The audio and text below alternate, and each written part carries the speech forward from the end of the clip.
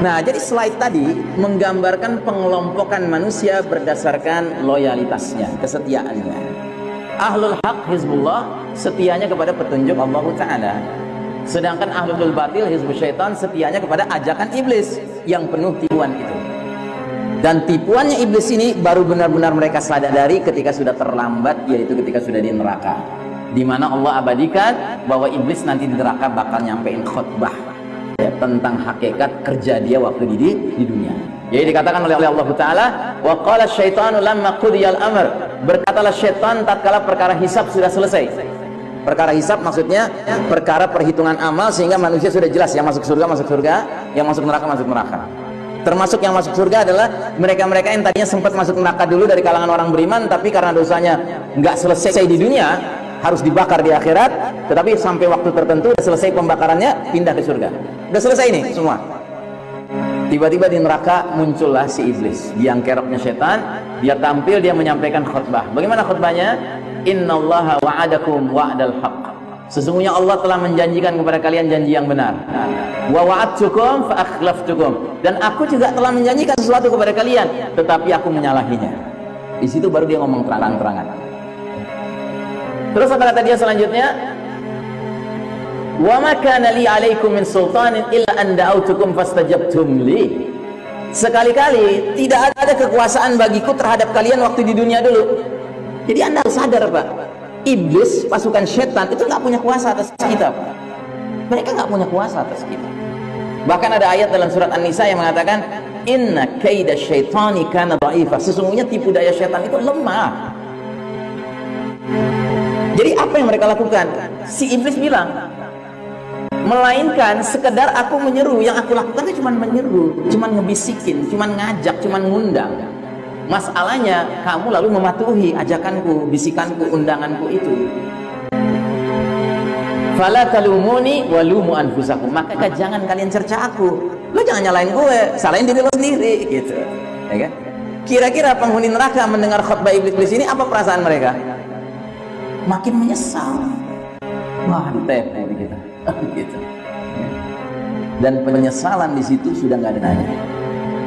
Tapi jangan salah, Pak, penyesalan itu dalam ajaran Islam sangat penting. Asalkan apa? Asalkan penyesalan itu diiringi dengan masih ada waktu untuk merubah diri. Karena penyesalan adalah salah satu pilar utama taubatan nasuha. Taubat yang sesungguhnya itu salah satu pilar utamanya ada penyesalan, Pak. Cuma penyesalan itu kalau terlambat udah di neraka ada gunanya, atau penyesalan di dunia tetapi ketika nafas sudah nafas di kerongkongan sini, ya kan? Enggak ada penyesalan, Pak.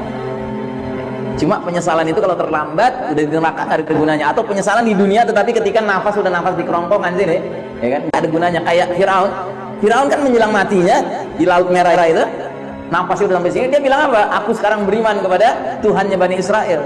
Telat, too late. Kalau mau nyesel tuh sekarang, jangan nanti. Nah, jadi kemudian dia katakan apa lagi? Oleh sebab itu janganlah kalian cerca aku, cercalah diri kalian sendiri, ya.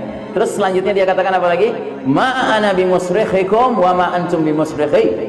Aku sekali-kali tidak dapat menolong kalian di neraka ini, dan kalian sekali-kali nggak usah nolong aku. Dia udah tahu kok dia ujung akhirnya neraka. Dia nggak perlu nyari-nyari pertolongan lagi. Tapi juga kalian jangan nyari pertolongan dari aku, kata dia. Terus apa kata dia? Ini yang lebih menyakitkan lagi. Inni kafartu bima asyraktumuni min qabl. Sesungguhnya aku tidak pernah membenarkan perbuatan kalian mempersekutukan aku dengan Allah Ta'ala. Jadi dengan kata lain, iblis itu ngerti, Pak, bahwa syirik itu batil. Dia tahu gitu. Makanya sekali-kali jangan kita nganggap orang tuh baik dan benar hanya semata-mata berdasarkan ilmunya. Gak cukup. Karena kalau sekedar ilmu, Pak, iblis tahu syirik itu batil. Makanya alhamdulillah ada sebuah doa yang sedemikian istimewanya. Doa ini sebagian besar umat Islam menyangka ini doa bikinan Nabi Muhammad SAW, padahal tidak, ini bikinan seorang ulama besar, Imam Syafi'i rahimahullah. Terkenal sekali doa itu, dan memang penting doa itu. Doanya apa? Allahumma arinal haqqa haqqan warzuqna tiba'ah. Ya Allah, tunjukkan pada kami yang benar itu benar, dan beri kami rezeki untuk bisa mengikutinya.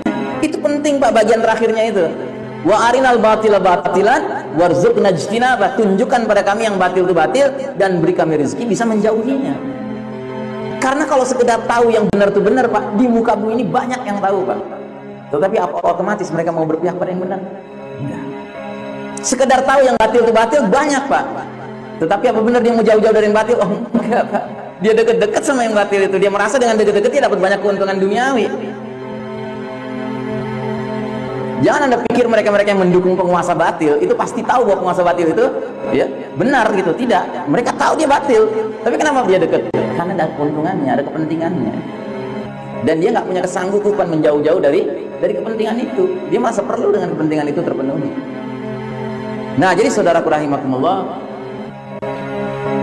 iblis dan bala tentaranya sudah bertekad, ya, dan tekadnya itu kuat sekali. Qala fa bima aghwaytani la aqudanna lahum siratal mustaqim.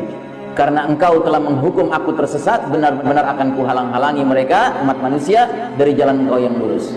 Kemudian akan aku datangi mereka dari muka, dari belakang, dari kanan, dari kiri, dan engkau Allah tidak akan mendapati kebanyakan mereka bersyukur.